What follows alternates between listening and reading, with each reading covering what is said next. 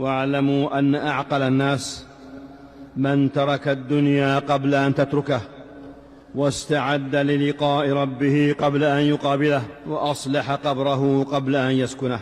ومن ترك ما لا يعنيه فتح الله قلبه وشرح له صدره. ومن كثر اعتباره قل عثاره. والحياة لا تستقيم بكثرة اللوم، ولا تهنأ بكثرة المؤاخذات. ومن أكثر الخصام تجرأ عليه اللئام. ولا تستوي الحسنة